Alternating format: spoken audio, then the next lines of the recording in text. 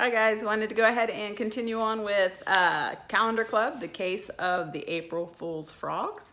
Chapter 2, Frogs. They leaned closer. The sound was definitely coming from inside the box. I didn't notice anything under the flyers, said Dottie. Maybe it's hiding, said Leon. What is it? Asked Casey. Is it the gawk? Should I look?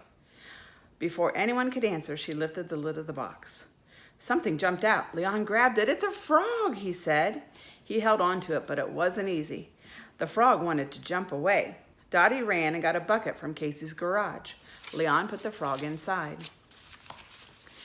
Is a gawk a kind of frog? Asked Casey. I've heard of horned frogs, bullfrogs, and tomato frogs, said Leon. But I've never heard of a gawk frog. How did a frog get inside our help box anyway? Asked Casey. Just then, they heard loud laughter coming from the street. They ran to see who it was. Warren Bunn and Derek Fleck were standing in front of Casey's house. Warren was a boy in their grade who was a bully and proud of it. Derek Fleck was his best friend. Warren looked at the bucket. What's in there? He asked. We found it in our help box, said Dottie. Did you put it there? Asked Casey. Warren won't touch frogs, said Derek. I will too, said Warren. He scowled at Derek. Then he looked at Leon. Hey, Leon, said Warren. His eyes got wider. Don't move. There's a giant bee behind you, and it's got a stinger the size of my arm. Leon froze, but he didn't hear any buzzing. Slowly, he turned to look for the bee. April Fools, said Warren. Made you look. That wasn't funny, said Dottie. Can't you take an April Fool's joke? Asked Warren. Yes, said Leon, except it's not April Fool's Day until tomorrow. Hey, Warren, said Dottie, your little sister Emma is running down the block and she's looking really excited about something. Nice try, said Warren, but you're not going to make me look. Warren, Emma called. They all turned around. Emma Bunn was running down the block. She held a white sun hat in front of her. When she got to Warren, she dropped it on the ground. There's a frog in my hat, she announced. Ribbit, said the hat. So what, said Warren. He took a step back. Emma bent down and looked into her hat.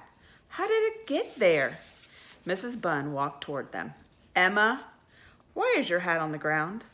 Because someone put a frog in it, Emma explained. Warren, said Mrs. Bunn with a warning in her voice. It wasn't me, Warren said. Warren won't touch frogs, said Emma. He makes me touch them instead. He's allergic, remember? He's not allergic, said Derek. He's just afraid to get warts.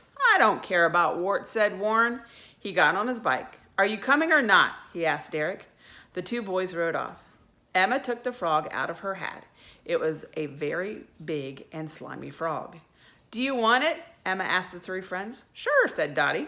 We'll keep it with ours, said Leon. You can visit it anytime you want. Okay, said Emma. She handed Dottie her frog. Dottie put it in the bucket.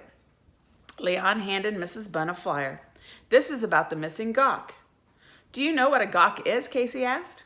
Is it a kind of mouse? Asked Mrs. Bunn. We don't really know, said Leon. All we know is one is missing, said Dottie.